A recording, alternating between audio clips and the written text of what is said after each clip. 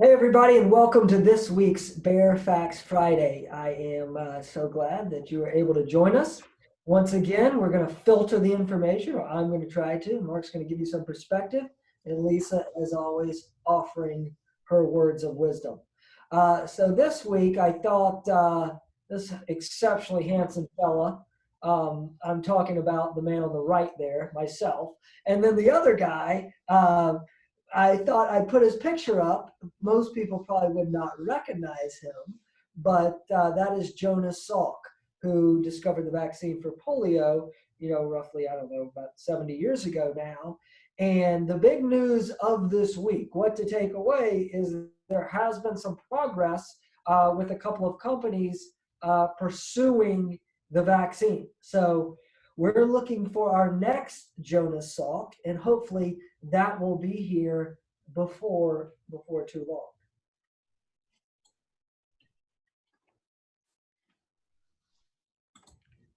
All right, thanks, Kenny. And I'm going to pick up your theme of the vaccines this week. And what I've got here for perspective is the idea of not relying on the headlines when it comes to investing. And so on the screen here, this is a stock chart from a publicly traded stock for just really the first 4 days of the week. We're doing this on Thursday afternoon. And what it shows is pretty interesting. It's that back on the 18th, the stock price was around $66. Very quickly, you see it shot up to $86. And where we are at the end of the day on Thursday, back to 67. And so I'd like to just ask you to think about what stock you might think this is. And if you said Moderna, you'd be right. And so this is a telltale story, one we see very often, that when it comes to investing in stock prices, information is spread very quickly and the stock price adjusts instantaneously. All new information is constantly being factored into the price of the stock based on its future expected earnings. And so it's no surprise that when Moderna had their big news this week related to coming out with a vaccine potentially, it understandably shot up. There was a lot of enthusiasm about it. But as you can see, in just a couple of days, that has waned a little bit. Who knows the real reason? Partly it could be because of AstraZeneca's news today of getting $1 billion of funding, or any other number of reasons. But I use this one stock as an example to show a bigger picture for you. And again, the same theme, don't rely on the headlines. This is a period from March of 2009 to 2011. And if you remember 2009, we were coming off of a 50% drawdown in the markets. And there was still a lot of, theoretically bad news, or a lot of tough things to stomach, or a lot of uncertainty. And that's what we're experiencing right now. And so when we look at this short period of time here, about 10 years ago, we see a similar thing, that you can't always rely on the headlines to really get a clear picture of what the stock market might do.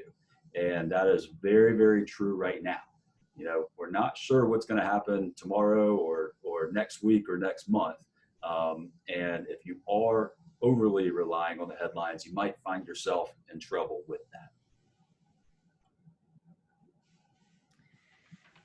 It's hard to believe that Memorial Day weekend is already here. It seems like just yesterday we were in the freezing temperatures of January, but here we find ourselves. And this is a weekend that typically signals the beginning of summer.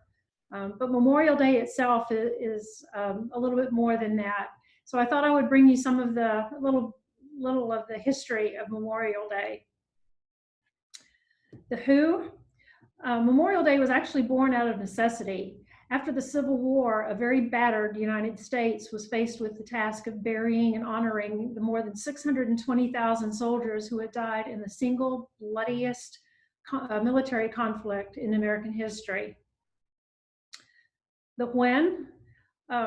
It started initially as a General John A. Logan was credited for founding what we now know is as Memorial Day. In 1868, while he was serving as the Union Veterans Commander-in-Chief, he issued a decree that May 30th should actually become a nationwide day of commemoration. He dubbed that day Decoration Day, and he instructed all Americans to lay flowers and decorate the graves of the war dead. General Logan chose May 30th because it was one of the rare dates on the calendar on which that an anniversary of a Civil War battle did not fall. So the first commemoration for Memorial Day was actually May 30th of 1868 in Arlington National Cemetery. Now, almost 100 years later, Congress passed the Uniform Monday Holiday Act, declaring Memorial Day as a national holiday and setting that day as the fourth Monday of May. So coincidentally, all the government employees would get a 3-day weekend. On the how for Memorial Day, you've undoubtedly seen veterans, or how do we celebrate Memorial Day? You've undoubtedly seen veterans outside of the grocery store, drugstores, or at the park entrances, handing out the little artificial silk poppies.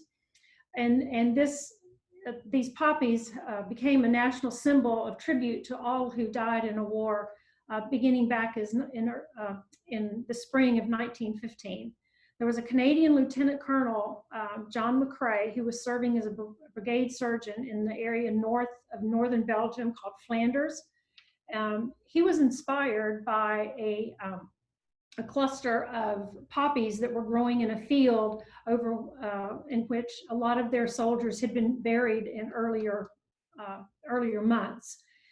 So he was inspired to pen write the poem in Flanders Field, which I have the first verse here. And what he was trying to do was give voice to the soldiers that were buried beneath that poppy-covered field. And later that year, coincidentally enough, a Georgia teacher happened to read that poem that was published in Ladies' Home Journal, and she was inspired to write a poem of her own called We Shall Keep the Faith. And with that poem, she began the campaign to have the poppy become the symbol of tribute for our fallen. Now, traditions and rituals over the years have come and kind of evolved into different things, but one thing that I do on a more serious note want to mention is that it is still on the books that from sunrise to high noon, the American flag be hung at half staff, and then at noon, raise it to full staff.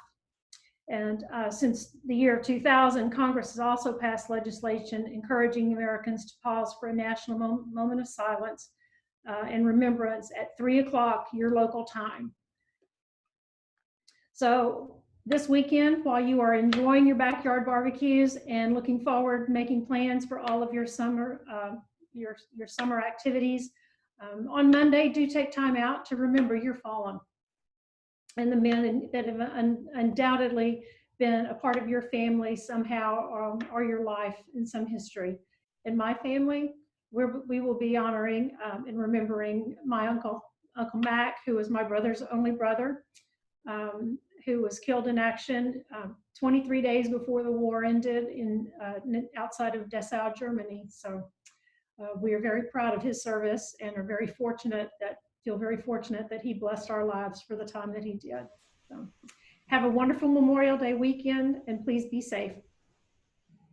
Thanks so much, Lisa. That was really wonderful. I learned a lot hearing about the Memorial Day history, as well as certainly some of the traditions that we may be a little bit more familiar with. But I think your main point really sticks with me as while we're maybe celebrating this weekend, just recognizing that there's a lot of folks who this is a much deeper weekend of meaning for them and their families. So with that, we appreciate that. Also, just want to remind everyone of our next webinar, which is coming up on Tuesday. We'll be off for Memorial Day, so Tuesday at noon, we're going to be doing the second part of investments. Part 1 can be found on the Bear Facts, and we will bring you part 2 on Tuesday. So hope everyone has a great weekend.